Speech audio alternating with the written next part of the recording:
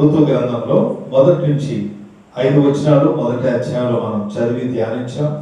అవి ఎంతో లోతైనటువంటి అర్థవంతమైనటువంటి మాటలు. అవి ఎంతో లోతైనటువంటి అర్థవంతమైనటువంటి మాటలు. సహజంగా మనము మానవ జీవితంలో కష్ట నష్టాలు వచ్చినప్పుడు ఏం చేస్తామనంటే మన సొంత జ్ఞానంతో పరిజ్ఞానంతో మనం వాటిని డీల్ చేస్తూ ఉంటాం. మన సొంత ఆలోచనతో, మన ఉద్దేశాలతో, మన అనుభవాలతో వాటితో డీల్ చేస్తాం. అంటే మనం ఎలా ఎదుర్కోవాలి, ఎలా తప్పించుకోవాలి అని. దేవుడు మనిషికి ఏం చేశాడంటే స్వీయ చిత్తం అనేది పెట్టాడు. దేవుడు మనిషికి ఏం పెట్టాడు? స్వీయ చిత్తము, సెల్ఫ్ విల్ అంటారు. దాన్ని ఫ్రీ విల్ అని కూడా అంటారు. అంటే మనకు మేలైనది, నాకు ఆశీర్వాదకరమైనది అని, నాకు ఇది మంచిది, ఇది నేను చేయదగినది, ఇది నేను చేసినప్పుడు సమాజం నన్ను అంగీకరిస్తుంది, నువ్వు మంచిగా చేసావు అంటుంది అని మనం భావించి అది ఎన్నిక చేసి చేసేవారంగా ఉంటాం. అది మన అనుభవంతో మనం నేర్చుకున్నాం. సమాజం మనకు నేర్పింది, జ్ఞానం మనకు అది బోధ చేసింది. మనిషి ఎప్పుడు కూడా సమాజంలో జీవించేవాడుగా, సమాజం నుంచి చూసి విని జరుగుతున్న దాన్ని గ్రహించి ఇలాంటి నిర్ణయాలు చేసేవాడుగా ఉంటాడు. కానీ వీటన్నిటికీ పైగా ఏముందనంటే దేవుని యొక్క చిత్తం అనేది ఉన్నది. దేవుని యొక్క చిత్తం అనేది ఉన్నది. దేవుని యొక్క చిత్తం ఎప్పుడు కూడా జయించేదిగా ఉన్నది. దేవుని యొక్క చిత్తం ఎప్పుడు కూడా సంపూర్ణంగా తన ఉద్దేశాన్ని జరిగించుకునేదిగా ఉన్నది. కాబట్టి దేవుడు అంటున్నాడు, నా ఉద్దేశం, నా చిత్తం మీరు గ్రహించి తెలుసుకుని. సౌండ్ తగ్గించిన నా ఉద్దేశము, నా చిత్తమును ఎల్లప్పుడూ నువ్వు గ్రహించి తెలుసుకుని దాన్ని బట్టి నడుచుకోవాలి దేవుడు అంటున్నాడు.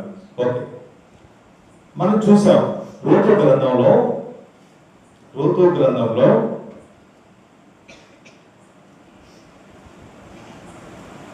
ఇద్దరు వ్యక్తులు ఒక కుటుంబాన్ని మనం చూస్తున్నాం. నయోమి, ఎలీమెలెకు వారు ఏం చేస్తారు?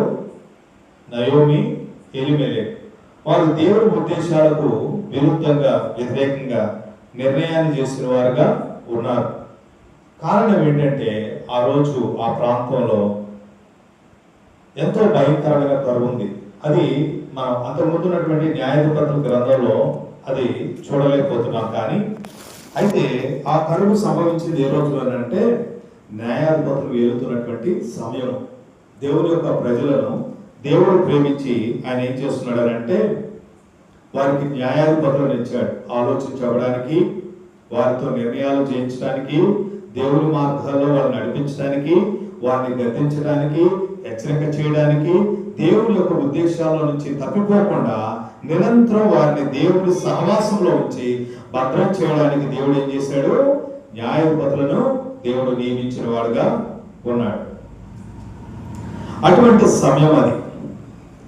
ఎటువంటి సమయం అనంటే మనం చూసాము, ప్రజలు దేవుడు లేడు, మాకు ప్రభువు లేడు, మాకు రక్షకుడు లేడు, రాజు కూడా లేడు అన్నట్టుగా దేవుణ్ణి మరచి వారి యొక్క ఇష్టానికి జీవిస్తున్నటువంటి కాలం అంటారు. మనం ఒక పేజీ ముందుకు తిప్పితే అక్కడ మనం ఆ విషయాన్ని కనబడినాం. ఏమనుంది అక్కడ? 25 చదవండి.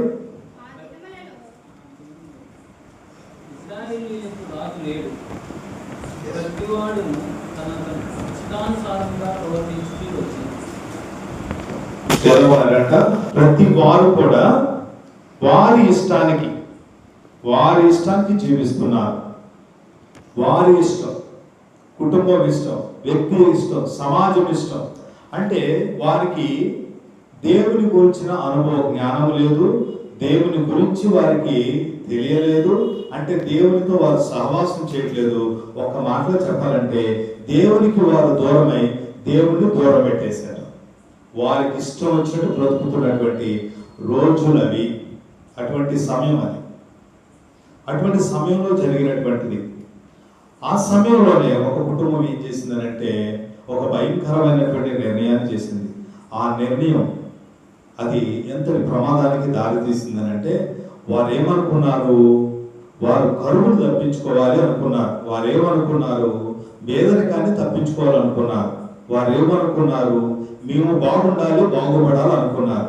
అనుకుని వారు ఏం చేశారనంటే, ఆ దేవుని రొట్టెల గృహమైనటువంటి ఆ బెత్లెహేముని, దేవుని యొక్క సింహాసనమైనటువంటి ఆ యోధా స్థలాన్ని వదిలి వారు అన్యుల దేశమైనటువంటి మోయాబుకి, సాతాను సింహాసనం ఉన్నటువంటి మోయాబుకి, దేవుడు అసహించుకునే ఒక స్థలమైనటువంటి ఆ మోయాబుకి, సాతానుడు తానే సింహాసనం వేసుకుని ఏలుబాటు చేస్తున్నటువంటి ఎంతో ఘోరమైనటువంటి దేవునికి విరుద్ధమైనటువంటి కార్యక్రమాలు జరిగిస్తున్నటువంటి ఆ ప్రాంతానికి కొంత పచ్చగా ఉందని, దేవుని ఆశీర్వాదం ఉందని వీరు బయలు వెళ్ళిపోయారు.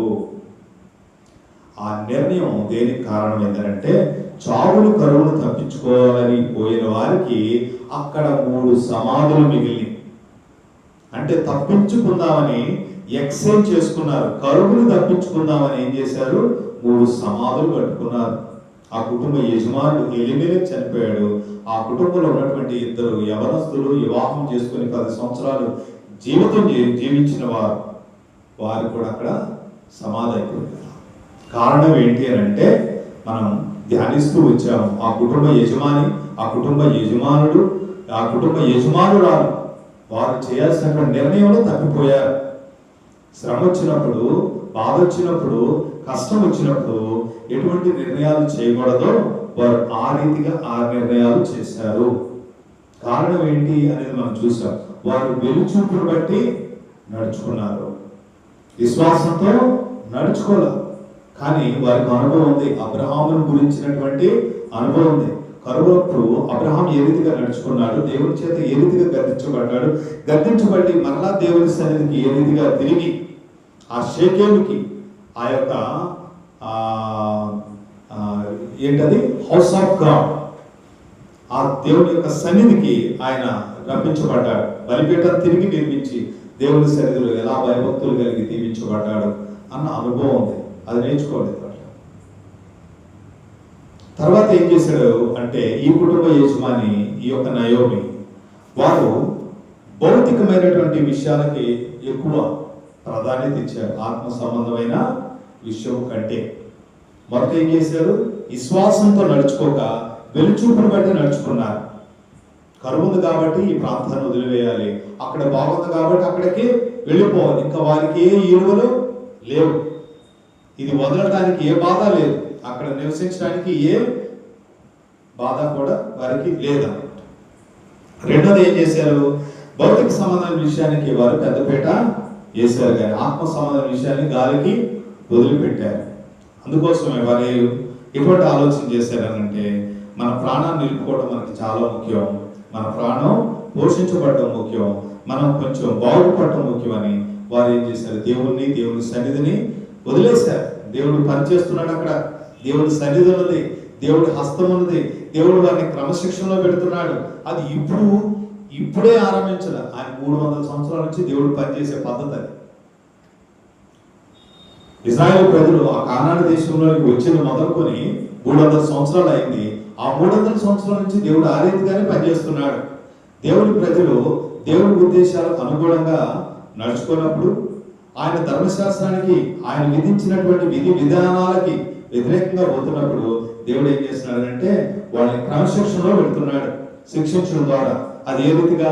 కరువును పంపడం ద్వారా, శత్రువు వారి దేశం మీదకి యుద్ధానికి వెళ్ళడం ద్వారా, వారిని జయించి వారి దగ్గరకు దోచుకోవడం ద్వారా, ఆ రీతిగా దేవుడు వారిని క్రమశిక్షణ చేస్తూ వారిని విరిచి వారి హృదయాన్ని తగ్గించి దేవుని సన్నిధిలో పశ్చాత్తాపడి మారు మనసు పొంది మరలా దేవుని కనికరం కొరకు, దేవుని సహవాసంలో జీవించేందుకు, ఆయన యొక్క ఆజ్ఞ చొప్పున జీవించేందుకు వారి హృదయాలను, జీవితాలను సరిచేస్తున్నాడు. ఇది వారికి తెలియదా? ఆ కుటుంబం ఈ అనుభవంలో లేదా?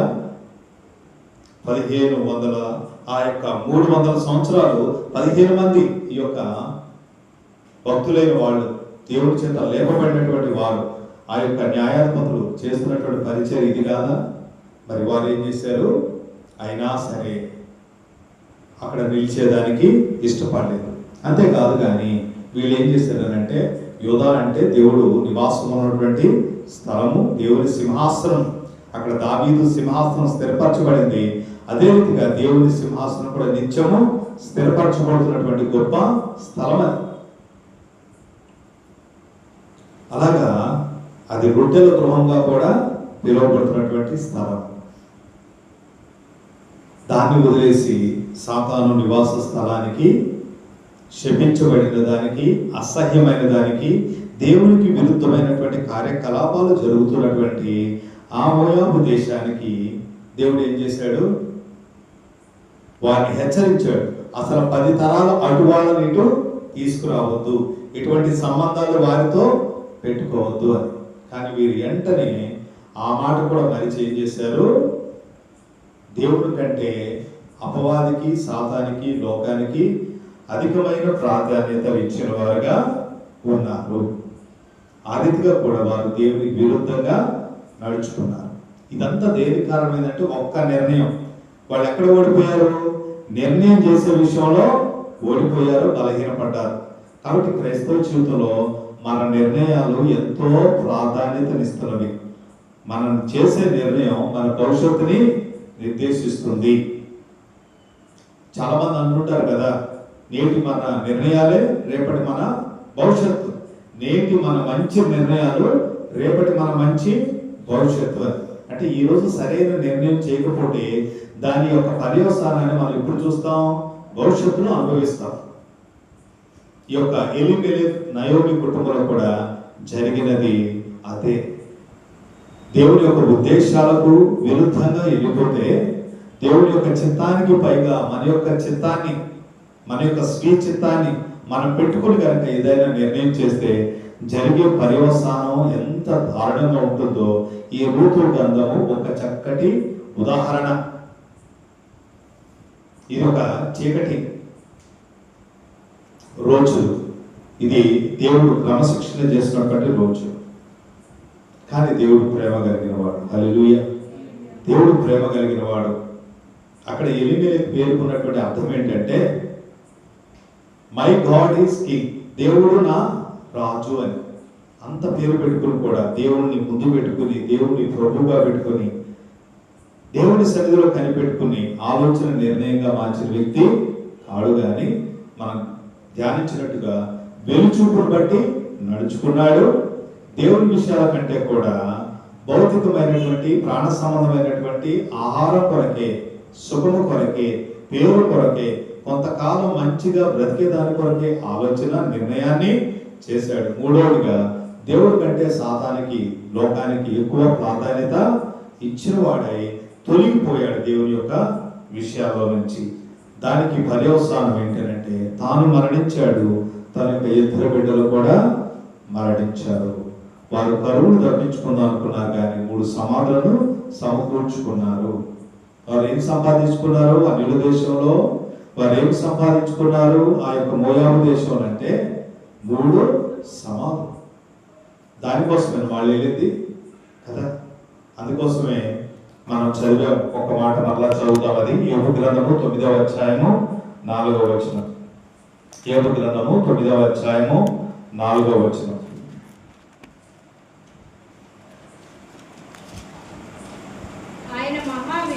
ఆయన మహావివేకి, అధిక బల సంపన్నుడు, ఆయనతో పోరాడి తెగించి హాని నొందని వాడెవడు.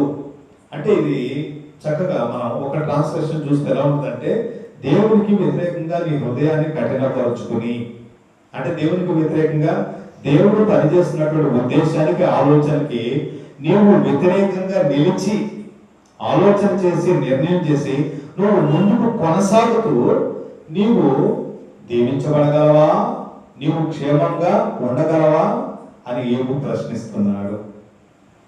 ఎందుకంటే దేవుడు మహావివేకి, ఆయనకి భవిష్యత్తులో ఏం జరగబోతుందో, ఆయన ఏమి చేస్తున్నాడో దేవుడికి తెలుసు. ఆయన అధిక బల సంపన్నుడు కూడా. ఆయన కార్యాలను తనకి ఇష్టం వచ్చినట్టుగా మార్చివేయగలడు. ఆయన ఉద్దేశాలకు కార్యాలను తిప్పగలడు. రాజుల హృదయాన్ని కూడా మార్చగలిగినటువంటి దేవుడు ఈ దేవుడు. రాజులను గ్రద్దించేవాడు, సింహాసనంలో పడగొయేవాడు, ఆకాశమందు భూమి యందు కూడా తన నోటి మాటతో గొప్ప కార్యాలు చేసే దేవుడు ఈ దేవుడు. కాబట్టి ఈ దేవుడు పనిచేస్తున్నప్పుడు మన జీవితాల్లో, కుటుంబాల వ్యవస్థలో ఈ దేవుడు నిజంగా మన కుటుంబాల్లో, మన జీవితాల్లో కలగజేసుకుని క్రమశిక్షణ కింద మనం తీసుకెళ్తున్నప్పుడు మనం లోబడాలా, విధేయత చూపాలా. ఎందుకంటే విధేయత చూపినప్పుడు మనం ఏం చేస్తున్నట్టు? ఆయనకు వ్యతిరేకంగా లేస్తున్నట్టు, పోరాటము చేస్తున్నట్టు. మరి హాని నొందమా? హాని నొందుతాము లేదా? హాని నొందారా వాళ్ళు? ఏ హాని జరిగింది? ఏ ప్రమాదం జరిగింది? ఏ నష్టాన్ని, ఏ శాపాన్ని కొని తెచ్చుకున్నారు అంటే కరువును తప్పించుకున్నారు, కానీ కొంత సమయానికి మరణాన్ని తెచ్చుకున్నారు, 3 సమాధులు కట్టుకున్నారు. అవునా? అందుకే కీర్తనకారుడు దావీదు కూడా ఒక మాట అంటున్నాడు. కీర్తన గ్రంథం 33:11లో ఒక మాట ఉంటుంది. దేవుని ఉద్దేశానికి, చిత్తానికి వ్యతిరేకంగా మనం లేచినప్పుడు అది మనకు ప్రయోజనమా? యెహోవా ఆలోచన సదాకాలం నిల్చును, ఆయన సంకల్పములు తరతరములు ఉండును. యెహోవా తమకు దేవుడుగా గల జనులు ధన్యులు, ఆయన తనకు స్వాస్యంగా ఏర్పరచుకున్న జనులు ధన్యులు. ఇశ్రాయేలు ప్రజలు ఎవరు? యోధులు ఎవరు? మనమెవరము? దేవుని స్వాస్యం కాదా? దేవుని సొత్తు. ఆయన ప్రజలుగా ఉన్నాం. ఆయన మనల్ని ఏర్పరచుకున్నాడు. ఆయన రక్తాన్ని చిందించి ఆయన రక్తము ద్వారా మనలను కొనుక్కున్నాడట. అటువంటిప్పుడు ఆ దేవుడు మనల్ని ఎంత ప్రేమించి ఎంతగా బాధలు చేసుకుంటాడు. మనకు కావాల్సిన ప్రతిని ఆయన సమయంలో ఎంతగా మనకు అనుగ్రహిస్తాడు కదా. ఆయన ఎలాగంటున్నాడంటే మనల్ని, నీవు నా ఆస్తి అంటున్నాడు, నీవు నా సొత్తు అంటున్నాడు.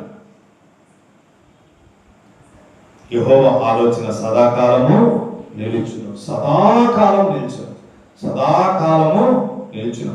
ఆయన సంకల్పం అంతే తరతరములుడును. అంటే మన ఆలోచన, మన యొక్క ఉద్దేశం ఏమైనా కానీ దానంతటికి పైగా దేవుని చిత్తాన్ని, సంకల్పాన్ని పెట్టుకుంటే అది నిత్యము నిత్యము నిత్యము జరిగించబడేదిగా ఉన్నది. అందుకే దావీదు కూడా 37వ కీర్తనలో 25వ వచనం ఒక సాక్ష్యాన్ని చెప్తున్నాడు. 37వ అధ్యాయము నీతిమంతులు కలుగు ఆశీర్వాదాలు అంటూ చక్కటి మాటలు ఈ యొక్క కీర్తనలో దావీదు చెప్పాడు. 25వ వచనంలో సాక్ష్యాన్ని ఇస్తున్నాడు. ఏమని? నేను చిన్నవాడనై ఉంటుని, ఇప్పుడు ముసలివాడనై ఉన్నాను, అయినను నీతిమంతుడు ఎడబొట్ట గాని వారి సంతానము భిక్షమిత్రుడ గాని నేను చూచి ఉండలేదు. నీతిమంతుడి గురించి, నీతిమంతులు కలుగు ఆశీర్వాదాల గురించి దావీదు ఎవరిస్తూ సాక్ష్యం ఇస్తున్నాడు.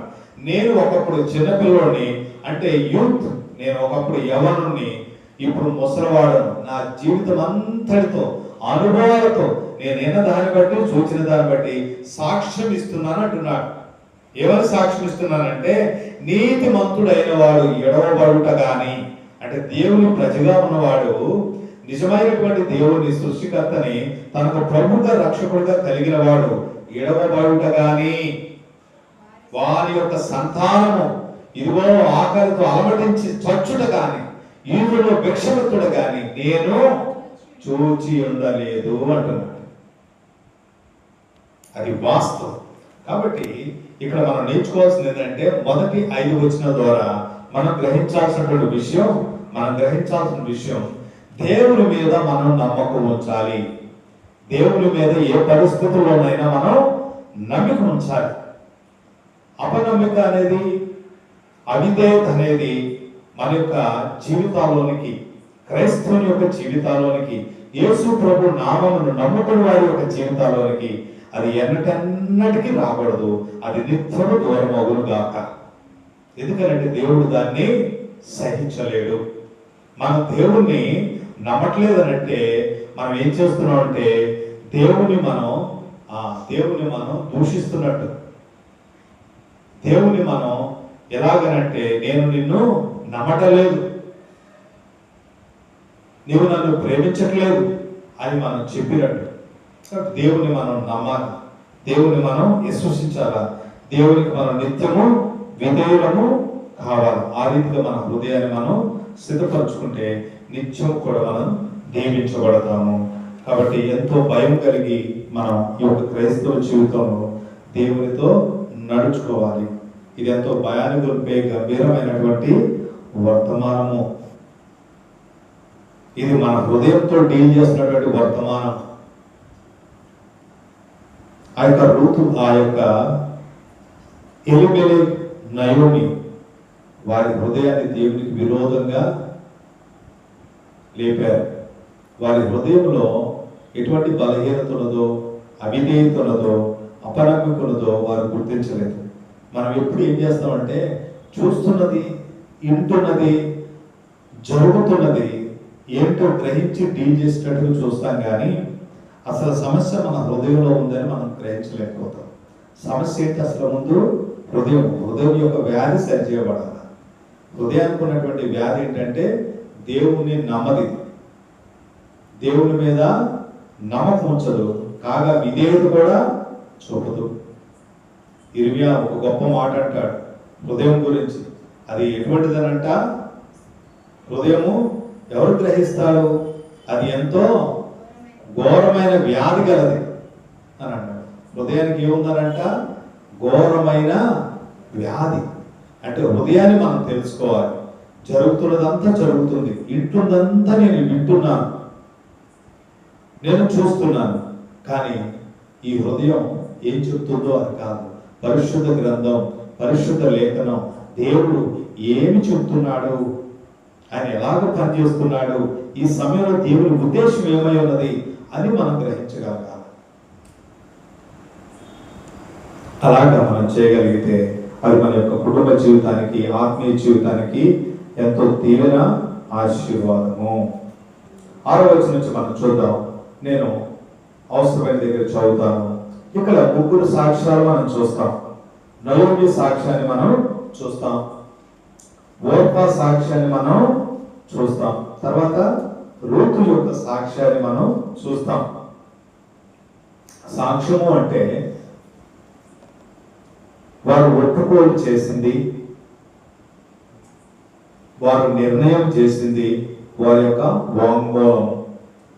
కోర్టులో వాడతారు కదా వాంగ్మూలము అని, ఏం కన్ఫెస్ చేశారు అని. వారి యొక్క వాంగ్మూలాన్ని మనం చూస్తున్నాం, వారి టెస్టిమనీ ఇక్కడ మనం చూస్తున్నాం. అయితే ఈ మోయాబు దేశంలో ఉండగా జరిగినటువంటిది ఈ 18వ వచనం వరకు మనం చూస్తున్నాం. మొదటి 5 వచనాల్లో మనం ఇప్పటి వరకు మాట్లాడుకుంటూ వచ్చాం. 6వ వచనం నుంచి మనం ఇక్కడ గ్రహిస్తే, మరి కరువుందని వీరు ఆ మోయాబు దేశానికి వెళ్ళిపోయారు. అక్కడ కాపురం ఉంటూ వచ్చారు, సంపాదించుకుంటున్నారు, సుఖంగా ఉన్నారు. అయితే అనుకోని ఆ పరిస్థితిలో మరి దేవుని హస్తం వారి మీదకి భారంగా వచ్చిందేమో, వారు శాపం కిందకి, అపవాది యొక్క కాడి కిందకి వెళ్ళిపోయారు. అపవాది వారి మీద దాడి చేశాడు. ఆ ఇంటి యజమానుడు ఎలిమెలెకు చనిపోయాడు. తర్వాత ఇంకొక 10 సంవత్సరాలు వారు అక్కడే ఉన్నారు. 10 సంవత్సరాల్లో వారి యొక్క 2 కుమారులు, నయోమి 2 కుమారులు కూడా చనిపోయారు. అటువంటి దుఃఖం, భారం ఆ కుటుంబంలో ఉన్నది. ఆ సమయంలో నయోమి ఈ మాట అన్నదంట, వారికి ఆహారం ఇచ్చుటకు యెహోవా తన జనులను దర్శించినని ఆమె మోయాబు దేశంలో వినెను గనుక మోయాబు దేశం విడిచి వెళ్ళుటకై ఆమెయు ఆమె కోడళ్లను ప్రయాణమైరి. ఏం చేస్తున్నారు ఇక్కడ? నయోమి ఎటువంటి నిర్ణయాన్ని చేసింది? వారికి ఆహారం ఇచ్చుటకు యెహోవా తన జనులను దర్శించనని ఆమె ఎన్నది. ఎక్కడ ఎన్నది? మోయాబు దేశంలో ఉన్నప్పుడు ఎన్నది. గనుక ఆమె ఏం చేసింది? మోయాబు దేశం విడిచి వెళ్ళాలని, యోధా దేశానికి తన కోడళ్లతో కూడా వెళ్ళాలని నిర్ణయం చేసింది. చాలా మంచిది నిర్ణయం చేసింది, మంచిది. ఆ నిర్ణయం ఏ రీతిగా ఉంది? మరలా సరైనదిగా ఉందా ఆ నిర్ణయం? ఒకసారి మనం చూద్దాం. వారికి ఆహారం ఇచ్చుటకు యెహోవా తన జనులను దర్శించాను. క్రైస్తవులో మంచిది. దేవుడు ఎంతో ప్రేమ కలిగిన వాడు, ఆయన కనికరం కలిగిన వాడు. ఆయన కోపము క్షణకాలం ఉంటుంది, కానీ ఆయన కృపా కనికరము నిత్యము మన మీద నిలుస్తుందని పరిశుద్ధ లేఖనం చెబుతుంది. దేవుడు కొంతకాలం వారిని పరీక్షించాడు, 10 సంవత్సరాలు పరీక్షించాడు. తర్వాత దేవుడు ఏమిచ్చాడు? ఆ యొక్క భూమికి సారాన్ని ఇచ్చాడు, పంటనిచ్చాడు, సమృద్ధినిచ్చాడు. దేవుని యొక్క సన్నిధి మరొక మారు సంతోషంగా ఆనందంగా వారి ప్రజల మధ్యలో ఉన్నది. అది దేవుని యొక్క మంచితనం, అది దేవుని యొక్క కనికరం. అయితే ఈ విషయాన్ని నయోమి అన్నది వినేసి మోయాబు దేశాన్ని విడిచి వెళ్ళాలని నిర్ణయాన్ని చేసింది. కానీ ఈ నిర్ణయంలో తాను ఆ స్థలంలో ఉన్నందుకు, అలాగ ప్రవర్తించినందుకు, నిర్ణయం చేసినందుకు, ఇంత నష్టం తన కుటుంబంలో జరిగినందుకు పశ్చాత్తాపంతో ఇదిగో ఈ దేశాన్ని, ఈ ప్రాంతాన్ని, ఈ సాతాను సింహాసనం ఉన్నటువంటి ఈ యొక్క అన్య దేశాన్ని, మోయాబుని విడిచి, ఇదిగో నా దేశం, నా ప్రభు అక్కడ ఉంది కాబట్టి, ఉన్నాడు కాబట్టి, నా జనులు ఉన్నారు కాబట్టి వారి మధ్యలోనికి నేను వెళ్ళాలని నిర్ణయం చేసిందా? ఆలోచన చేసిందిగా కనబడిందా? లేదంటే పశ్చాత్తాపంతో ప్రార్థిస్తూ వేచి ఉన్నదిగా కనబడిందా? లేదు. మనలానే ఉంది నయోమి కూడా.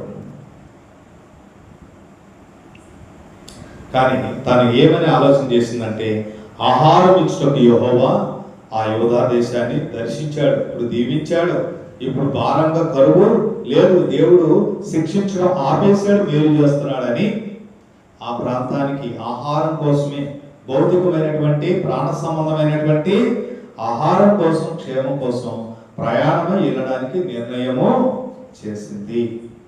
దేవుడు అయినా కృప కలిగిన వాడు, అయినా దేవుడు అంగీకరించేవాడు, అయినా దేవుడు చేర్చుకునేవాడే, అయినా దేవుడు చేర్చుకునేవాడే. అప్పుడు ఆమె ఉన్న స్థలం నుండి ఆమె ఇద్దరు కోడళ్లను బయలుదేరి యూదా దేశంలోకి తిరిగి పోవాలని మార్గమున వెళ్ళుచుండగా, ఇప్పుడు వారు కూడా బయలుదేరారు. మార్గంలో వీళ్ళు ఉన్నారు, వీళ్ళు ముందుకి కొనసాగుతూ ఉన్నారు, వీరు ముందుకు వెళుతున్నారు, వీరు కొనసాగుతూ ఉన్నారు. అయితే ఇక్కడ మనం ఒక విషయాన్ని జ్ఞాపకం చేసుకోవాలి. దేవుడు సన్నిధి ఉన్నప్పుడు, దేవుడు ఉన్నప్పుడు, దేవుని హస్తం, నైపుణ్యత కలిగిన హస్తం మన జీవితాల్లో ఒక ఉద్దేశం కోసం, సంకల్పం కోసం పనిచేస్తున్నప్పుడు అక్కడ సమృద్ధి ఉండక మానదు. అక్కడ సమృద్ధి ఉండక మానదు. సమృద్ధి అనేది మనం చూసే దాంట్లో లేదు, మనం చేసుకుని అధికంగా మనం అనుభవించే దాంట్లో లేదు. సమృద్ధి అనేది దేంట్లో ఉంది? దేవునిలోనే ఉన్నది. హల్లెలూయా. ఇశ్రాయేలు దేశమంతా కూడా కరువు ఉన్నది, కానీ ఏలియా సమృద్ధిలో ఉన్నాడు. హల్లెలూయా. ఏలియా పోషించబడుతున్నాడు దేవుని చేత, కాపుల చేత. ఒక ఎదురాలు కరువులో అల్లాడుతున్నట్టుగా చివరి రొట్టె తిని చనిపోదామని నిర్ణయం చేసింది, కానీ ఆ ప్రాంతం అంతా కూడా కరువులో అల్లాడుతుంటే ఆ ఎదురాలి ఇంట్లో సమృద్ధి ఉన్నది. హల్లెలూయా. కారణం ఏంటి? దేవుడు ఉన్నాడు, దేవుడు ప్రేమించాడు, దేవుడు కనుదృష్టి పెట్టాడు. ఆ ఇంటికి ఎవరిని పంపాడు? తన యొక్క ప్రవక్తను ఏలియాని పంపాడు. దేవుడి యొక్క ఉద్దేశాలు, దేవుని యొక్క నిర్ణయాలు, దేవుడు పనిచేసే విధి విధానం ఎంతో గొప్పగా ఉంటుంది. తప్పుకొని కుమారుడు తిరిగి ఇంటికి వచ్చినప్పుడు చక్కటి ఆలోచన చేశాడు. ఏమని తెలుసా? నా తండ్రి ఇంట సమృద్ధి ఉన్నది. ఏమనుకున్నాడు? నా తండ్రి ఇంట సమృద్ధి ఉన్నది, కాబట్టి నేను వారిలో, పని వారిలో ఒకడినై ఆ సమృద్ధిని అనుభవించడానికి, నా ఆకలిని తీర్చుకోవడానికి నేను నా తండ్రి ఇంటికి వెళతాను అని నిర్ణయాన్ని చేశాడు. అంటే దేవుని ఇంట, తండ్రి అంటే ఎప్పుడు ఏముంటుంది? సమృద్ధి ఉంటుంది. మనం మంచి నిర్ణయాలు చేయాలి, మనం సరైన నిర్ణయాలు చేయాలి. మనం ఫెయిల్ అవుతుంది ఎక్కడ అంటే నిర్ణయం చేసే విషయం. నిర్ణయాలు దేంట్లోంచి పుడతాయి అంటే మన ఆలోచనలో నుంచి పుడతాయి. ఆలోచన ఎక్కడి నుంచి వస్తుందనంటే హృదయంలో నుంచి వస్తుంది. కాబట్టి ఎల్లప్పుడూ హృదయాన్ని పరీక్షించుకోవాలి. దేన్ని పరీక్షించుకోవాలి? హృదయాన్ని పరీక్షించుకోవాలి. పరీక్షించుకోవడం ఎలాగా? ఈ హృదయం చూస్తున్న దాని మీద నమ్మకం పెట్టిందా, వింటున్న దాని మీద నమ్మకం పెట్టిందా, లేదంటే రాయబడినటువంటి వాక్యంలో వాగ్దానాల్లో నమ్మకం పెట్టుకుని విశ్వాసంతో అడుగులు వేస్తున్నదా అన్నది ఆలోచన చేయాల్సినటువంటి పరిస్థితి. దేవుడు మన హృదయాన్ని ఎప్పుడు సరి చేసుకోమంటాడు. తప్పిపోయిన కుమారుడు ఏమని వచ్చాడు? పశ్చాత్తాపంతో వచ్చాడు. నా తండ్రి ఇంట సమృద్ధి ఉన్నది, మంచి విషయమే. నా తండ్రి ఇంట అనేక మంది పరివారం ఉన్నారు, వారు 3 పూట్ల తిండి తింటున్నారు, మంచి విషయమే. నా తండ్రి ఇంటికి వెళ్ళాలి, నేను పోషించబడాలి. కానీ అతను చేసినటువంటి నిర్ణయము చాలా శ్రేష్టమైనది. దానికి ముందు అతడు ఏమనుకున్నాడంటే, నేను పశ్చాత్తాపడుతూ నా తండ్రి ఎదుట నా పాపాన్ని ఒప్పుకోవాలి అనుకున్నాడు. ఏమంటాడు తండ్రి దగ్గరికి? తండ్రి దగ్గరికి వెళ్ళి ఏమని తను ఆ నిర్ణయాన్ని తెలియచేయాలనుకున్నాడు? తండ్రి, నేను నీకును పరలోకమునకును విరోధముగా పాపము చేసి ఉన్నాను, నన్ను క్షమించు. నేను నీ కుమారుణ్ణి అనిపించుకున్నటకు పిలువబడటకు యోగ్యుడను కాను అని తన యొక్క పశ్చాత్తాపాన్ని తెలియచేయడానికి తను నిర్ణయం చేశాడు. అంటే తన మారు మనసుని పొందాడు. తను ఏమయ్యాడు? మనసు మార్చుకున్నాడు, పశ్చాత్తాపడ్డాడు, తన పాపాన్ని గ్రహించాడు. దేవుని వైపుకి, దేవుని ఇంటికి తిరిగి వెళ్ళడానికి ఇష్టం వ్యక్తం చేశాడు. తగ్గింపుతో, కొడుకు కాదు, పనివాడిగా ఉండడానికి పాపాన్ని ఒప్పుకుని. నయోమి అలాగే ఏమని నిర్ణయం చేసిందా? నయోమి దేనికోసం మోయాబుని ఏడవడానికి ఇష్టపడింది? సమాధులు పెట్టుకుని అక్కడే ఉండడానికి ఆయన ఇష్టపడింది. కానీ పశ్చాత్తాపంతో ఆ సమాధులు చూసి ఎదురెగడానికి భయంతో, ఒడుకుతో దేవుని సన్నిధికి వెళ్ళి పశ్చాత్తాపంతో, ప్రభా నన్ను మమ్మల్ని క్షమించు, నా కుటుంబం నీకు వ్యతిరేకంగా ఆలోచన చేసి నిర్ణయం చేస్తే ఈ పరిస్థితులకు మేము వచ్చాం, మమ్మల్ని మన్నించు, ఇదిగో అంగీకరించు, నీ సన్నిధికి వస్తున్నామని బయలుదేరిందా? లేదు. దేవుడు ఆహారాన్ని ఇచ్చాడు, అక్కడ సమృద్ధి ఉన్నది. కాబట్టి మనం క్షేమం ఉండాలి అంటే, మనం పోషించబడాలంటే తిరిగి ఇంటికి వెళ్ళాలి అని నిర్ణయము చేసింది. కీర్తనకారుడు కూడా సామెతల గ్రంథంలో కూడా ఒక మాట 28వ అధ్యాయంలో ఉంటుంది. సామెతల గ్రంథము 28వ అధ్యాయము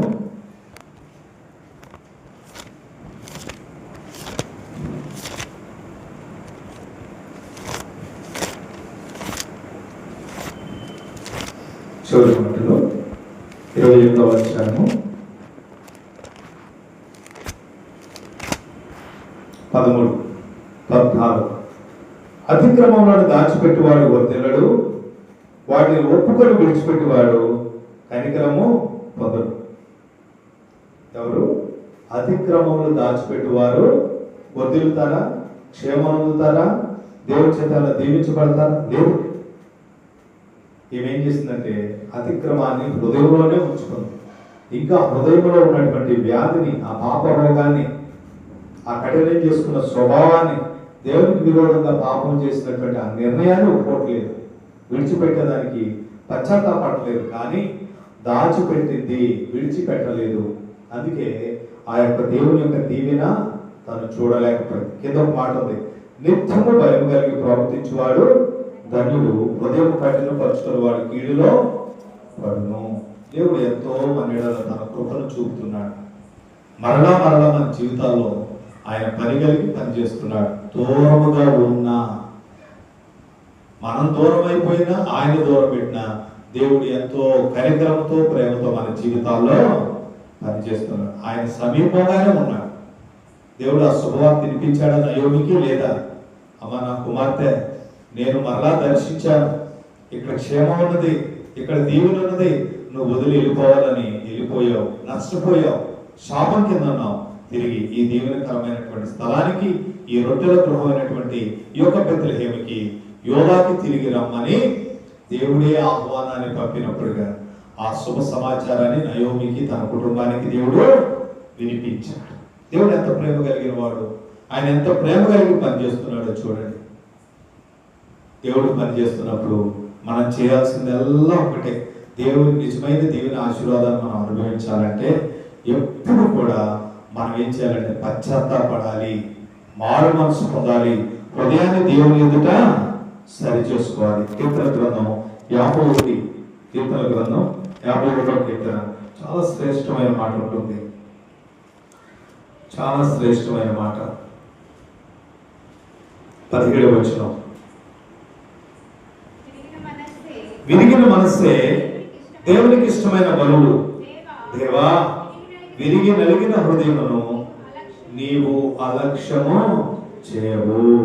నిజంగా ఎవరైతే హృదయాన్ని బాధ పెట్టుకుని దుఃఖంతో దేవుని యొక్క సన్నిధానానికి వచ్చి, ప్రభా నేను నీకు విరోధంగా పాపము చేశాను, ఆలోచన చేశాను, నిర్ణయం చేశాను, నేను పాపిని, నన్ను క్షమించు, నా పాపాన్ని క్షమించు, ఇక నేను అలా జీవించడానికి నడుచుకోవడానికి నేను ఇష్టపడలేదు ప్రభా, నన్ను అంగీకరించానంటే దేవుడు వెంటనే కనికరాన్ని చూపి ఆ హృదయాన్ని అంగీకరిస్తాడు, వారిని చేర్చుకుంటారు, వారి యొక్క పాపాన్ని పరిహరిస్తాడు.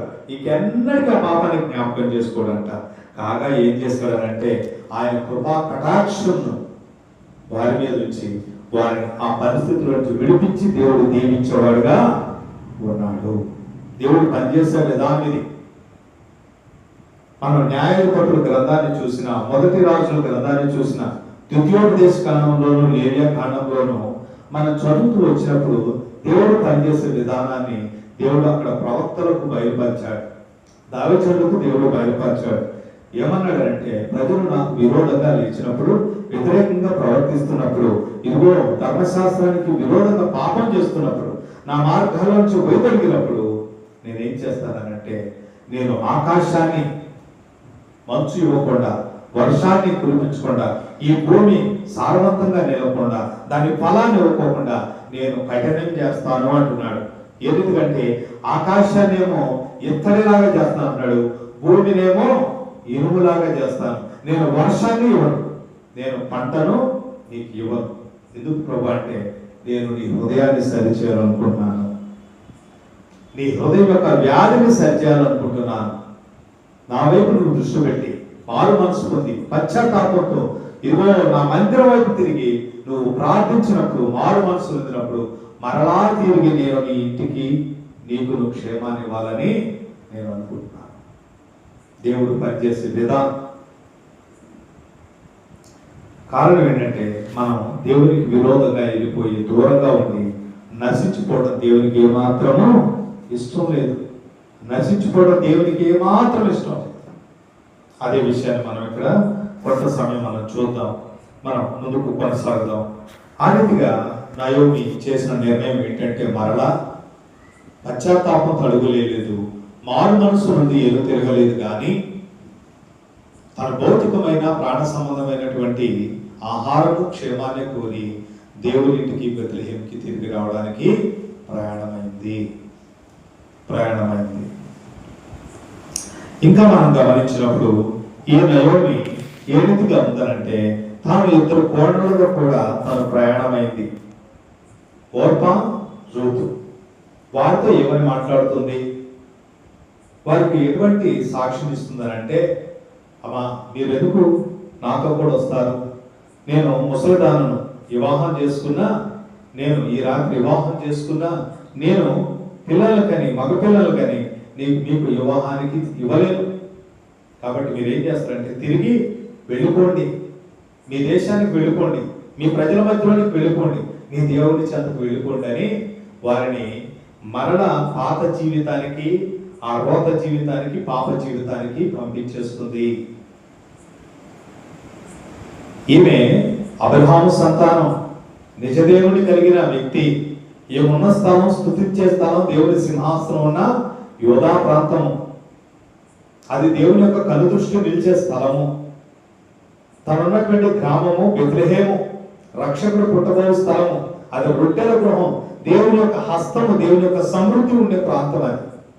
మరి అటువంటి ప్రాంతానికి, అటువంటి దేశానికి తను ఆహ్వానించి తీసుకువెళ్ళాలి. ఏ రీతికంటే, ఇదిగో దేవా నీ కోసం నేను 2 వ్యక్తులను, 2 ఆత్మలను, అన్యులను ధన్యులుగా చేస్తున్నానని దేవుని సన్నిధికి తీసుకువెళ్ళాలి. కానీ ఏమేమంటుందంటే, ముమ్మారు అంది. ఏమనంది? ముమ్మారు కూడా ఏమన్నానంటే, మీరు మరలుడి. 11వ వచనంలో మీరు నాతో రానేలా. 12వ వచనంలో తిరిగి వెళ్ళుడి. ఒమ్మారు అంటుంది, మీరు నన్ను వెంబడించొద్దు, మీరు తిరిగి వెళ్ళిపోండి. అంతేకాదు ఇంకొక మాట అంటుంది 9వ వచనంలో ఏమంటుందంటే, యెహోవా మీ ఎడల దయచూపును గాక, మీలో ఒక్కొక్కత పెళ్లి చేసుకుని తన ఇంట నెమ్మది నొందినట్లు యెహోవా దయచేయును గాక అని వారితో చెప్పి వారిని ముద్దు పెట్టుకోలేను. ఏం చేసింది? దీవించింది. దీవించి మీరు తిరిగి వెళ్ళిపోండి అని. ఎక్కడికి తిరిగి వెళ్ళాలా? మోయాబు దేశంలోనే స్థిరంగా ఉండాలి. ఎవరి దగ్గరికి వెళ్ళాలా? పాపంలో ఉన్నటువంటి, దేవునికి వ్యతిరేకంగా జీవిస్తున్నటువంటి ప్రజల మధ్యలోకి వెళ్ళాలి. ఏ దేవుడి దగ్గరికి వెళ్ళాలా? ఎంతో ఘోరమైనటువంటి ఒక భయంకరమైనటువంటి ఆరాధన తీసుకుంటూ మనుషులను బలి తీసుకుంటున్నటువంటి ఆ యొక్క వ్యభిచారాన్ని, ఆ యొక్క పాపాన్ని ఎంతో ప్రోత్సహిస్తున్నటువంటి ఆ దేవుని దగ్గరికి, దేవుని యొక్క తీర్పు వస్తున్నటువంటి ఆ స్థలంలోనికి వెళ్ళాలా? ముమ్మారి చెప్పింది, దీవించి పంపుతుంది. అటువంటి దీవెన, అటువంటి ప్రార్థన దేవుడు ఆలకిస్తాడా? లేదు. మన హృదయాలు సరిచేయబడాలనంట. మన హృదయాలు సరిచేయబడాలి. మన పాపాన్ని ఒప్పుకుంటేనే దేవుడు ఏమంటున్నాడు? ప్రార్థన ఆలకిస్తాను అన్నాడు. మన పాపం సరిచేయకుండా దేవుడు మన ప్రార్థన ఆలకించాడు. మన యొక్క ప్రార్థన దేవుడు ఆలకించాడు. ఇంకా అంతేకాదు, నయోమి ఆ యొక్క ప్రాంతంలోకి వెళ్ళినప్పుడు తన హృదయం కూడా మనకు బయలుపడుతుంది.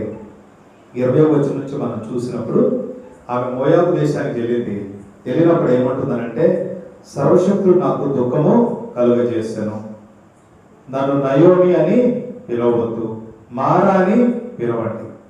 నేను సమృద్ధి కలుగుతానని వెళ్ళితిని, యెహోవా నన్ను వ్యక్తురాలుగా తిరిగి ఈ దేశానికి తీసుకొచ్చాడు.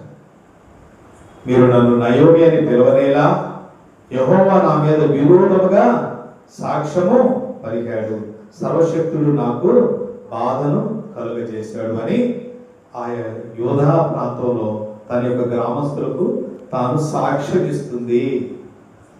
అంతేకాదు, ఇక్కడ తన కోళ్ళ కూడా చెప్తా ఉంది 13వ వచనంలో,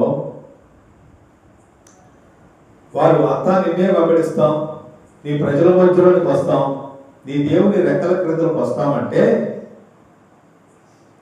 11వ వచనం మధ్య భాగం అంటుంది, యెహోవా నాకు విరోధాయనం, అది మిమ్మల్ని నొప్పించినంతకంటే నన్ను మరీ ఎక్కువగా నొప్పించిందని వారితో చెప్పాను. కోడలతో కూడా సాక్ష్యం ఇస్తుంది, అక్కడ ప్రజలతో కూడా సాక్ష్యం ఇస్తుంది. ఏమంటే, యెహోవా నాకు విరోధి అయ్యాడు. వాస్తవమే, దేవుడు తనకి విరోధిగానే ఉన్నాడు. తాను అక్కడ భావిస్తుంది. ఎందుకని? తన ఇంటిలో అంత కష్టం నష్టం వచ్చి పడింది. తన భర్త చనిపోయాడు, పెద్దవాళ్ళైన పోషించే వాళ్ళైనటువంటి తన 2 కుమారులు కూడా చనిపోయారు. దేవుడు తనకు విరోధంగా లేచాడు అనుకుంటుంది. కానీ తను ఎవరి రెక్కలకి నీడకెళ్ళింది? ఏ స్థలాన్ని ఆశ్రయించింది? ఏ సింహాసనం చేత నివాసం ఉంది? అది మర్చిపోయింది. దేవుడు పనిచేస్తున్న విధానాన్ని తను గ్రహించలేదు. యెహోవా నాకు విరోధి అయ్యాడమ్మా.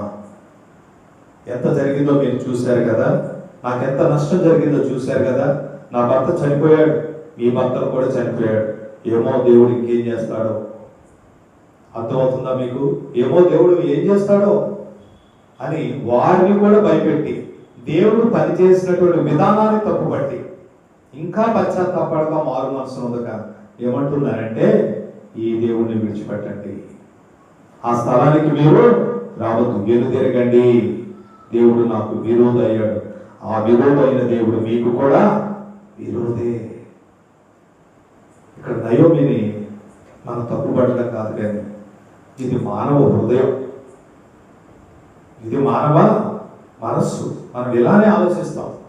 జనులందరూ పోయే దారిలో వెళ్ళడానికి ఇష్టపడతాం, అందరూ చూసినట్టు చూడడానికి ఇష్టపడతాం.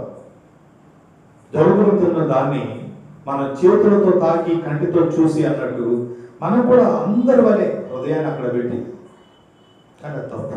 దేవుని ప్రజలకు పైగా దేవుడు ఉన్నాడు. ఆయన మనకు దేవుడుగా ఉన్నాడు, మనం ఆయన ప్రజలుగా ఉన్నాం. ఆయన మన తాను స్వాస్థ్యంగా ఏర్పాటు చేసుకున్నాడు. ఏ రీతిగా? ఆయన రక్తాన్ని, ఆయన జీవాన్ని మన కొరకు ప్రాణంగా పెట్టి దారిపోసి దానితో క్రయధనంగా అది చెల్లించి మనల్ని ఏం చేశాడంటే బానిసత్వంలో నుంచి, సాతాను దగ్గర నుంచి మనలను వెలపెట్టి కొన్నాడు, విమోచించుకున్నాడు. బానిసలు అప్పుడు కొనేవాడు. యేసేపుని ఆ పోతీఫరు 30 వెండి నాణేలు కొనుక్కుపోయాడు. కానీ యేసు ప్రభు బానిసత్వంలో సాతాను యొక్క సంఖ్యలతో బంధించబడి, సాతాను యొక్క భారం మన మీద ఇనుప కాడిగా ఉండి, ఐగుప్తు కొలువులో నరకాగ్నికి మనం వెళ్ళిపోతూ ఉంటే ఏం చేశాడు?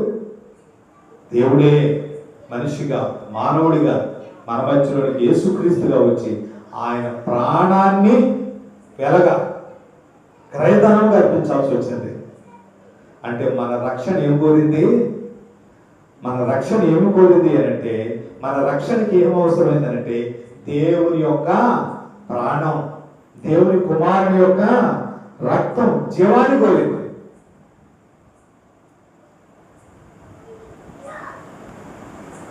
అందుకే యేసుక్రీస్తు మన మరణాన్ని ఆయన మరణించాడు.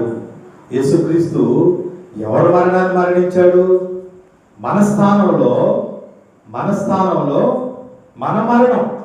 నీవు నేను ఆ స్థలంలోకి వెళ్ళాలి, మనం మరణించాలి. అందుకే గొప్ప దైవజనులు అంటారు, మనము నిజముగా నరకమునకు పాత్రులు. ఎందుకని? మన మీద ఆ పాపం నిలిచి ఉంది, ఆ శాపం నిలిచి ఉంది. మనుషుడు దేవుని యొక్క పరిశుద్ధ సన్నిధిలో, ఆయన సహవాసంలో నివసించేదానికి అయోగ్యులు. కానీ యేసుక్రీస్తు ఏం చేశాడనంటే మన స్థానాన్ని తీసుకుని ఆయన రక్తాన్ని చెందించి ఆ రక్త తర్పణ మన మీద ఉంచి మన పాపాన్ని కొట్టివేశాడు, మన దోష శిక్షని కొట్టివేశాడు. దేవునికి మనకి మధ్యలో ఆయన నిలబడి మనలో నీతిమంతులుగా తీర్చాడు. ఇప్పుడు ఆయన రక్తం ద్వారా, ఆయన మరణం ద్వారా ఆ పరిశుద్ధమైన దేవుని సన్నిధిలో మనకి ఏమొచ్చిందనంటే సమాధానం. మనం నిలబడిన స్థలంలో నిలబడే యోగ్యత, అర్హత ఎవరి వల్ల వచ్చింది? యేసుక్రీస్తు వల్ల. ఆయన మరణం వలన మనం అది పొందుకున్నాం. ఆయన మనకి ఎన్నడూ విరోధి కాడు. మనం విరోధులమై ఉండగా, ఆయనకు శత్రువులమై ఉండగా, మనం ఇంకనూ పాపులమై ఉండగా, భక్తిహీనమై ఉండగా ఆయన ఏం చేశాడనంట? మన కోసము, మన స్థానంలో మన మరణాన్ని ఆయన మరణించాడు. ఎంత ధన్యులుగా చేశాడు కదా. కానీ మనం అది గ్రహించలేకపోతున్నాం, నేడు మనం అది తెలుసుకోలేకపోతున్నాం. నిజంగా మనం ఎక్కడ ఉండాలంటే దేవుడు ఆశీర్వదించే స్థలంలోనే ఉండేందుకు ఇష్టపడాలి. దేవుడు దీవించే స్థలంలో ఉండడానికి ఇష్టపడాలి. నిజంగా మనకు దేవుని ఆశీర్వాదకరమైనటువంటి స్థలం ఏదో మనం ఎరిగి అనుభవపూర్వకంగా అందులో ఉండేందుకు ఇష్టపడాలి. ఒక గొప్ప దైవజనుడు అన్నాడు, ఈ భూలోకం అంతట్లో కూడా ద సేఫెస్ట్ బ్లెస్సింగ్ ప్లేస్ ఏదంటే to living in God's will అన్నాడు. దేవుని చిత్తంలో జీవించుట అంటే అది ఒక గొప్ప ప్రొటెక్షన్. ఆయన చిత్తంలో మనం ఉన్నప్పుడు ఏది కూడా మనలను తాకలేదు, ఏది కూడా మనలను బాధ పెట్టలేదు, ఏది కూడా మనకు నాశనాన్ని ఇవ్వలేదు. ఫర్ ఎగ్జాంపుల్ 10 తెగుళ్ళు ఐగుప్తు దేశంలో వచ్చినాయి. ఐగుప్తు అంటే సాతాను సింహాసనం ఉన్న స్థలం, సాతాను వేలుతున్నటువంటి స్థలం. దేవుడు వాటిని కూలతోయడానికి, సాతాను ఆత్మలను, దేవతలను కూలతోయడానికి, తానే దేవుడు అందరికి పైగా ఉన్నవాడను, ఆయన మహోన్నతుడని సర్వశక్తులను నిరూపించేందుకు 10 తెగులు తీసుకొచ్చాడు. ఎవరి మీద యుద్ధాన్ని చేశాడు తెలుసా? ప్రజల మీద కాదు. ఎవరి మీద యుద్ధాన్ని చేశాడు? రాజు మీద కాదు. ఆ రాజుకి పై ఉన్న దేవతల మీద నిరూపించేందుకు. ఆ 10 తెగులు భయంకరమైనటువంటి తెగులు, భూమి ఆకాశంలో దేవుడు కలగజేసినటువంటి తెగులు. కానీ ఏదైనా తెగులు ఇజ్రాయేలు ప్రజలకు, దేవుని ప్రజలకు దేవుని యొక్క ప్రజలు నివాసం ఉన్నటువంటి ప్రాంతంలోనికి ప్రవేశించినయా? హాని చేసినయా? కీడు చేసినయా? ఎవరైనా బాధించబడ్డారా? ఎవరైనా చనిపోయారా? ఎవ్వరు చనిపోయారా? ఎవ్వరు హాని పొందరు. కనీసం వారి కుక్కలు పశువులు కూడా హాని చెందలేదంట. దేవుడు ఎంతగా ప్రొటెక్ట్ చేశాడు. ఆ ప్రాంతంలోనే దానికి వెలుపల, అంటే ఆ భిత్తికి వెలుపల వారందరూ నష్టపోయారు, అందరూ బాధించబడ్డారు, అందరూ వేదన పడ్డారు. ఎవరు? దేవుని ప్రజలు కానివారు, దేవుని ప్రజలను బాధించేవారు, శత్రువులైన వారు, దేవుని యొక్క వాగ్దానానికి విరోధంగా పనిచేస్తున్నటువంటి ప్రతి ఒక్కరు హింసించబడ్డారు. కానీ దేవుని ప్రజలు, వారి యొక్క పశువు కూడా నష్టపోలేదు. ఇప్పుడు చెప్పండి, ద సేఫెస్ట్ ప్లేస్ ఏంటి? దేవుని యొక్క ఉద్దేశంలో, దేవుని యొక్క చిత్తంలో మనం ఉండడం, జీవించడం, ఆ నాయకత్వం కింద, ఆ కాపడత్వం కింద, ఆ సంఘ సహవాసంలో మనం ఉండడం. నిర్ణయాలు చేయకే మనం ఏం చేస్తామో తొలగిపోతాం. నిర్ణయాలు చేయకే మనం నశించిపోయేవారు ఉంటాం. మానవ జీవితాల్లో నిర్ణయాలు అనేవి చాలా కీ రోల్ ప్లే చేస్తుంది. చాలా చాలా అందుకే సరైనటువంటి నిర్ణయాలు ఎప్పటికీ మనం చేసే వారంగా ఉండాలి.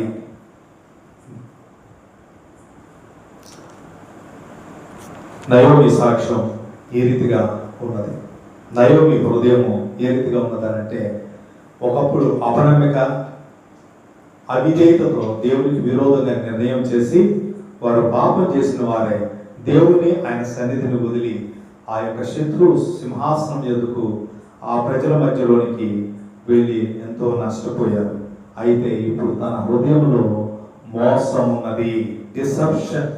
తన హృదయం దేవుతో నిండి ఉంది, మోసంతో నిండి ఉంది. ఎంత మోసం అంటే, ఆ మోసం తన హృదయాన్ని కఠినపరిస్తే ఆ దేవుణ్ణే నిందించే స్థాయికి వెళ్ళిపోయింది.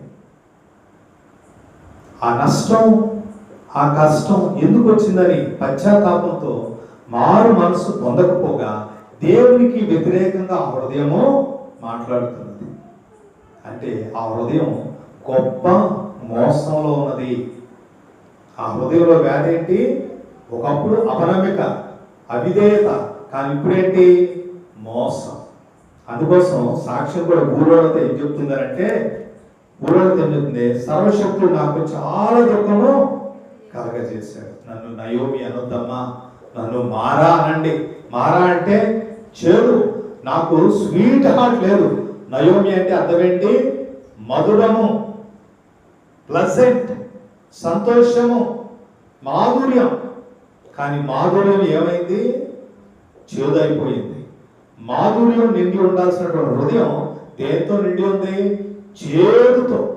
ఏ చేదు అని అంటే కఠినమైపోయి దేవుని విధి విధానాలు, దేవుడు పనిచేస్తున్నటువంటి విధానాన్ని కూడా నిందించి పేర్లు పెట్టి కఠినంగా మాట్లాడే హృదయంలా మారిపోయింది.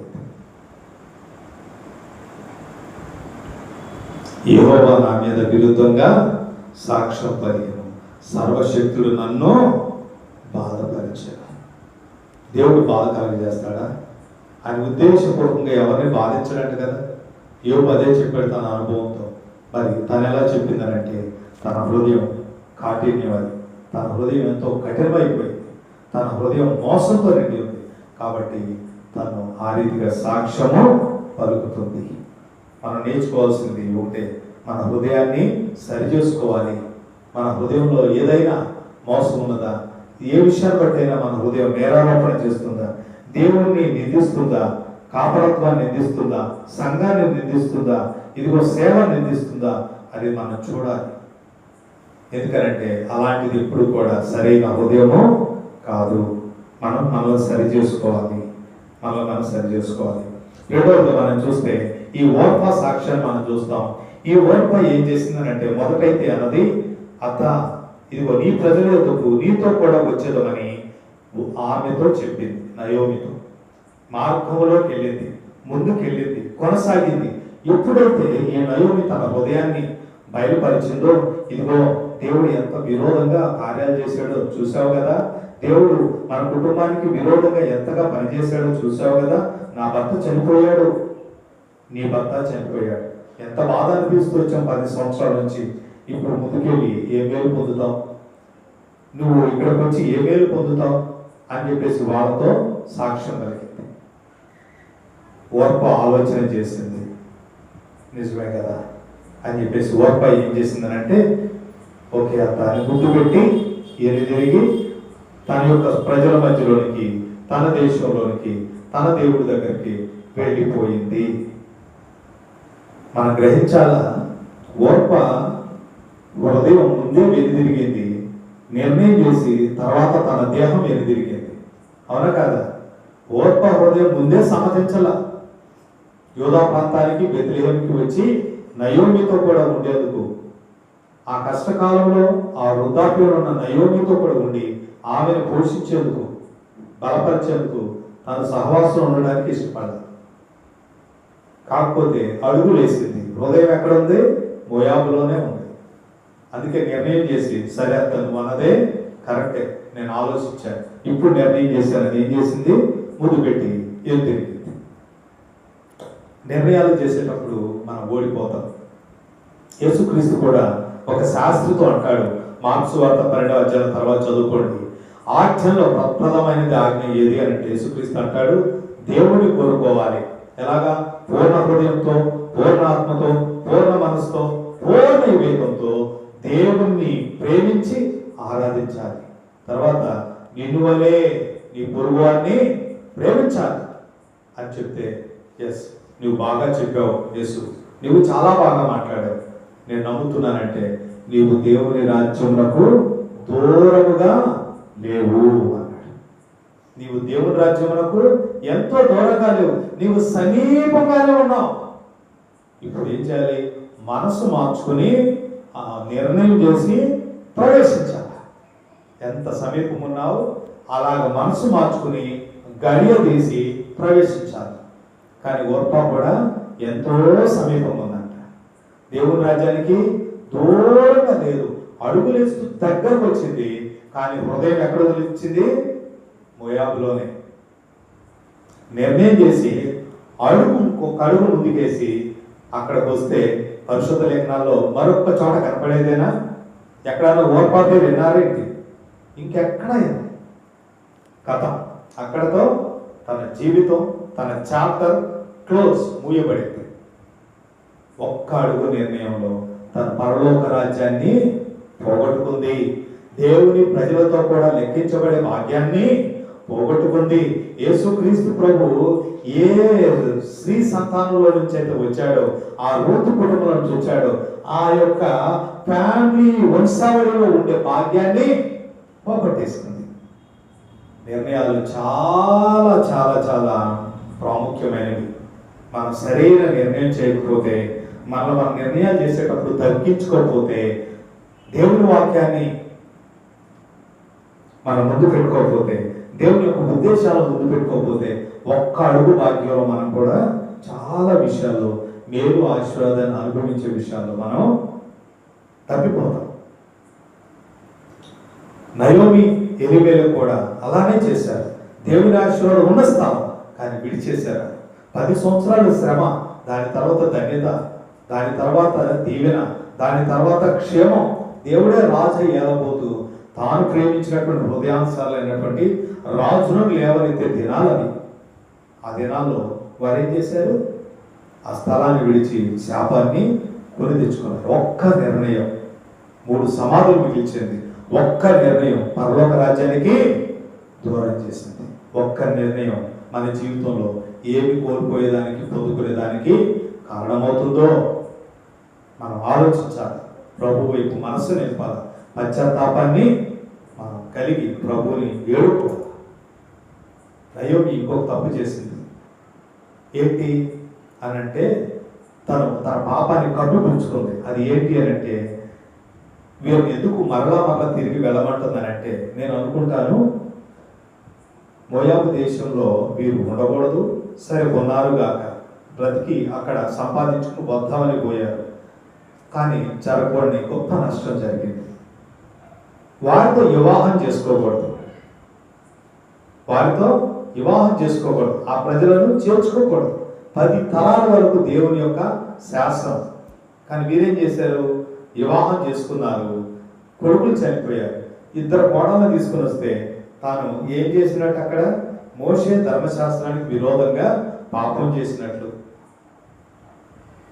ప్రజలందరికీ సాక్ష్యం ఇవ్వాలి కదా. ఎవరమ్మా నయోమి వీరంటే నా కోడళ్ళండి అంటే, మోయాబు దేశంలో మీరు దేవునికి విరోధంగా లేచారా?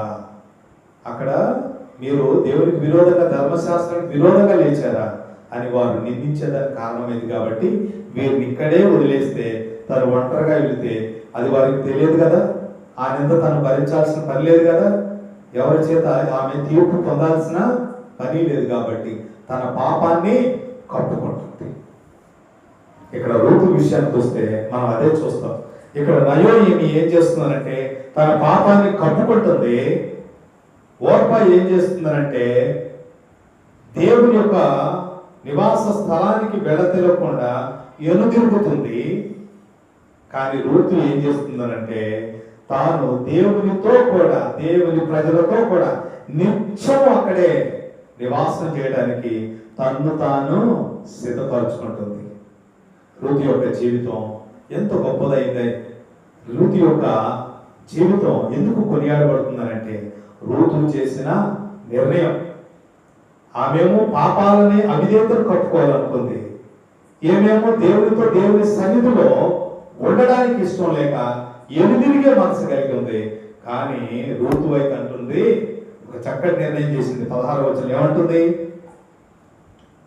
అందుకు రూతు నా వెంబడి రావద్దనియో, నన్ను విడిచిపెట్టవద్దనియో, నన్ను బ్రతిమాలుకొనవద్దు.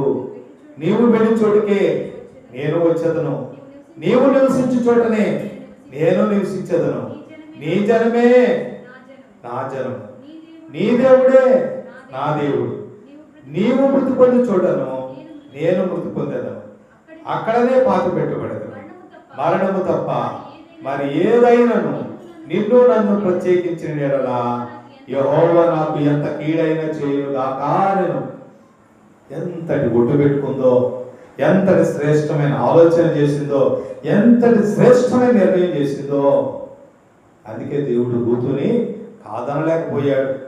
ఎంత కాదనలేకపోయాడనంటే ఆ యొక్క మోయాబు దేశాన్ని విడిచిపెట్టి దేవుని ప్రజల మధ్యలోనికి చేర్చబడటానికే కాదు, బోయాజు అనే ఒక గొప్ప నాయకుడిని భర్తగా ఇవ్వడానికి, అంతేకాదు ఆమెను వాడుకుని, ఆమె గర్భాన్ని వాడుకుని ఇజ్రాయేలు ప్రజలను దేవుడు ఏర్పరచుకున్నటువంటి రాజుని, దేవుని హృదయానుసారైనటువంటి రాజుని, దావీదుని లేవనెత్తుకునే దానికి గర్భాన్ని తెరిచాడు. అంతేనా? అక్కడతో కూడా ఆగల. దేవుడు ఇంకా రూతుని ఎంత ప్రేమించాడనంటే దేవుడు తానే స్వయాన మానవుడిగా మనిషి గర్భంలోనికి వెళ్ళడానికి, ఆ రూతు యొక్క గర్భంలో నుంచి వచ్చినటువంటి ఆ వంశావళిలోనికి దేవుడు రావడానికి ఇష్టపడ్డాడు. రూతుని అంతా ప్రేమించాడు. మత్తయి సువార్త చదువుకుంటే అక్కడ యేసుక్రీస్తు వంశావళిలో 5 స్త్రీలు కనపడతారు. అందులో రూతు కూడా మనకు కనబడుతుంది. దేవుడు అంత ప్రేమించాడు ఆమె. ఎందుకు? దేవుని యొక్క సన్నిధిని, దేవుని యొక్క మంచితనాన్ని, దేవుని యొక్క ప్రేమను అంతగా ఆమె ఆస్వాదించింది, కోరుకుంది. అందుకే బోయాజు ఒక సాక్ష్యాన్ని ఇస్తున్నాడు. ఏమని ఇస్తున్నాడు? 2వ అధ్యాయంలో 12వ వచనంలో బోయాజు ఇస్తున్న సాక్ష్యం ఏంటంటే, యెహోవా నీవు చేసిన దానికి ప్రతిఫలం ఇచ్చును. ఇశ్రాయేలుల దేవుడైన యెహోవా రెక్కల క్రింద సురక్షితంగా ఉన్నట్లు నీవు వచ్చింది. ఎందుకు వచ్చిందంట ఆమె? ఎక్కడికి వచ్చిందంట ఆమె? యెహోవా రెక్కల క్రిందకు. ఎందుకు వచ్చింది? సురక్షితంగా ఉండునట్లు. ఎక్కడ క్షేమం ఉందని వచ్చింది? ఎక్కడ తనకు ఆధారం ఉందని వచ్చింది? అత్త దగ్గర ఆధారం దొరికిందని వచ్చిందా? క్షేమం ఉంటుందని వచ్చిందా? లేదు. యెహోవా ఆయన దేవుడు, ఆయన ఏలుతున్నవాడు, ఆయన సర్వశక్తి కలిగిన దేవుడు, ఆయన ఎటువంటి గొప్ప కార్యాలు చేశాడో అని తలపోసుకుని ఆ దేవుని ప్రేమించి విశ్వాసంతో ఏం చేసిందనంటే దేవుని చెంతకు వచ్చిందనంట, నిర్ణయం చేసిందనంట. అందుకే ఆమె ఇక్కడ ఒప్పుకోలు చేసింది, ఆమె కన్ఫెస్ చేసింది, ఆమె విట్నెస్ చేసింది, ఆమె ఒప్పుకోలు చేసింది, సాక్ష్యం ఇచ్చింది. ఏమంటే, అత్త, నీ వెళ్ళి చోటుకే నేను వస్తా, నీవు నివసించు చోటనే నేను నివసిస్తా. మొట్టమొదట ఏమంది? తన యొక్క ప్రేమను తన అత్త పట్ల, తన బాధ్యతను వెల్లడి చేసింది, తన ప్రేమను వ్యక్తపరిచింది మొట్టమొదట. తర్వాత తన అత్త పట్ల తన బాధ్యతను కూడా తను వ్యక్తపరిచింది. నేను నిన్ను ప్రేమిస్తున్నా, అలాగే నాకు బాధ్యత కూడా ఉన్నది. నేను నిన్ను ఈ వయసులో ఒంటరిగా విడిచిపెట్టలేను. నేను నిన్ను పోషించాలా, ఆదరించాలా, నీకు తోడుగా ఉండాలి. ఎందుకంటే నేను నిన్ను ప్రేమిస్తున్నాను. ఓర్ప ప్రేమించిందా? హృదయంతో ప్రేమించదా. అందుకే హృదయాన్ని అక్కడ పెట్టి కొంత వెంబడించి ఆమె నోట ఆ మాట రాగానే ఆమెన నీ మాట అవునుగాక అని తను ఏం చేసింది? వెలుగులు వెళ్ళిపోయింది. కానీ ఆ రీతిగా రూతు చేయలే. రూతు ప్రేమించింది హృదయంతో. మొదట అత్తకి ఏమిచ్చింది? హృదయాన్ని ఇచ్చింది. ఎందుకనంటే అత్త దేవుణ్ణి ప్రేమిస్తుంది, ఆ దేవుని గురించిన అనుభవ జ్ఞానాన్ని కలిగి ఉంది. బహుశా తన భర్త చెప్పాడేమో, వారి కుటుంబంలో మాట్లాడుకుంటూ వచ్చారేమో ఆ దేవుని గొప్పతనం గురించి. అందుకే ఆ దేవుని ప్రేమించింది, అత్తకు లోబడింది, విధేయురాలైంది. ఆ కష్టకాలంలో అత్తను ఎడవకూడదు అంటూ ప్రేమిస్తూ ఆ తన నిర్ణయాన్ని, తన ఒప్పుకోల్ని తెలియజేసేదిగా ఉంది. రెండోదిగా చూస్తే ఏమంటుంది? నీ జనమే నా జనము, నీ దేవుడే నా దేవుడు. అత్త, నీ జనము ఎంత ధనిలో నేను ఎరుగుదును. వారు నిజమైన దేవుణ్ణి కలిగి ఉన్నారు. కాబట్టి ఆ జన్మంలో నేను ఒక దానిగా లెక్కించబడడానికి ఇష్టపడుతున్నా. అందుకే నేను ఆ ప్రాంతానికి వస్తాను. నన్ను కూడా చేర్చుకోండి మీరు. నేను నీ కోడలుగా వస్తాను. ఎంత నింద అవమానమైనా నేను సహిస్తా, భరిస్తా. కానీ నాకు ఒక ధన్యత కావాలి. ఆ గొప్ప జనులతో కూడా నేను లెక్కించబడాలి అని. ఇజ్రాయెల్ ప్రజలు మోయాబీయుల్ని చేర్చుకోరు గాక, అవమానిస్తారు, నిందిస్తారు. వాళ్ళతో కూడా జనాల మధ్యలో ఉండకూడదు. నీళ్లు తోడుకోవడానికి, పనులు చేసుకోవడానికి వారితో ఏమే కలవకూడదు. ఎందుకంటే ఈమె అసహ్యమైన వ్యక్తి, వారికి ఈమె పాప సంబంధమైన వ్యక్తి. ఎందుకు అంటే లోతు సంతానంలో నుంచి ఏమొచ్చింది? అది శపించబడిన సంతానంగా, హేయమైన సంతానంగా ఎంచబడుతుంది. అయినా సరే ఏమేముంది? నేను నిందభరిస్తా, నేను తిరస్కారాన్ని ఒప్పుకుంటా, కానీ నాకు కావాల్సిన ధన్యత నీ ప్రజలతో కూడా లెక్కించబడతాం, మీ దేవుడు నా దేవుడై ఉండటం, అది నాకు కావాలి, ఆ భాగ్యం నాకు కావాలని తాను నిర్ణయం చేసింది. దేని కొరకు నిర్ణయం చేసింది? దేవుని కొరకు నిర్ణయం చేసింది.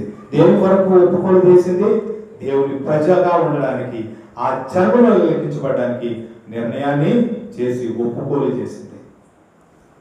మరి మనం కూడా ఋతు వలె అటువంటి ఆలోచన చేయగలుగుతున్నామా? నిజంగా దేవుని ప్రజగా ఉండడం గొప్ప భాగ్యం. మనం చూస్తున్నటువంటి ఈ లోకం ఇంకెంతో కాలం ఉండదు. ఇటువంటి క్షేమం, సమాధానం ఇంకెంతో కాలము ఉండదు. అది దినదినము మనకు తెలియకుండానే అంతా కూడా అలవరిస్తూ ఉన్నది. మనం ఎత్తబడే గుంపులో ఉండాలి అంటే, ఆ సంఘ సహవాసం ఉండాలంటే ఖచ్చితంగా మంచి కాపరత్వం కింద, మంచి సంఘ సహవాసంలో నాయకత్వం కింద మనం ఖచ్చితంగా ఉండాల్సిందే. గొప్ప దైవజనుడు సిద్దిపేట ప్రకాష్ గారు అంటారు, ఈ భూమి మీద విశ్వాసి లేదంటే దేవుని కుటుంబం ఒక మంచి కాపరి అండ్ ఆ దేవునికి మధ్యలో జీవించాలని అంటారు. మంచి సంఘ కాపరి ఆ దేవునికి మధ్యలో జీవించినప్పుడే ఆ కుటుంబం, ఆ వ్యక్తి కూడా క్షేమంగా దేవుని యొక్క ఉద్దేశాలు, దేవుని యొక్క చిత్తంలో నిలిచి ఉంటాడు. చాలా మంది ప్రజలు సంఘాలని చూసినప్పుడు, ఆ సహవాసాన్ని చూసినప్పుడు ఎంతో బాధ కలిగింది. గొప్ప దైవజనులు కూడా అంటారు, అటువంటి వారిని వదిలేయండి, వారిని ఇంకా మనం క్రిటిసైజ్ చేయొద్దు, తీర్పు తీర్చొద్దు, వారిని తృణీకరించొద్దు, బాధ పెట్టొద్దు మనం. ఎందుకంటే ఇప్పుడే వాళ్ళు తీర్పు కింద ఉన్నారు. అంటే వాళ్ళు శపించబడుతున్నటువంటి స్థలానికి వెళ్ళిపోయారు.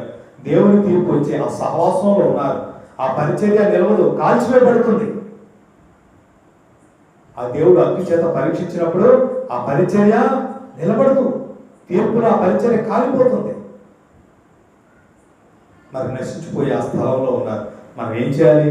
కనికరం చూపి ప్రార్థించాలి తప్ప వారిని తప్పు పట్టొద్దు అన్నారు. మరి మనం ఎక్కడ ఉన్నాము? రూతు వల్ల ఇటువంటి నిర్ణయాలు చేయాలి కదా. రూతు అంటుంది, మరణం తప్ప మరి ఏదైనా నిన్ను నన్ను ప్రత్యేకించిన ఎడలా యెహోవా నాకు ఎంత కీడైనా చేయను కాక. తన జీవాన్ని ప్రాణముగా పెట్టి ప్రతిజ్ఞ చేసింది, నా మీద తను నన్ను రావద్దనంటే. నీవు చనిపోయిన స్థలంలోనే నేను చనిపోవడానికి, నీవు పాతి పెట్టబోయే స్థలంలోనే నేను పాతి పెట్టడానికి నేను సంసిద్ధంగా ఉన్నా. ఇది నా నిర్ణయం అంతా అని తాను ఎంతో దేవుని పట్ల తనకున్న మక్కువను ప్రేమను వెల్లడి చేసింది. మనం కూడా ఆలోచన చేద్దాం. మనం కూడా మన నిర్ణయాన్ని వ్యక్తపరుద్దాం. మనం ఆ రీతిగా దేవుని సన్నిధిలో మనలో మనం సిద్ధపరచుకుంటూ ఆయన బలంలోనికి మనం వద్దాం. ఆయన యొక్క బలంలో మనం చేయలేద్దాం. మనం సరి చేసుకుందాం.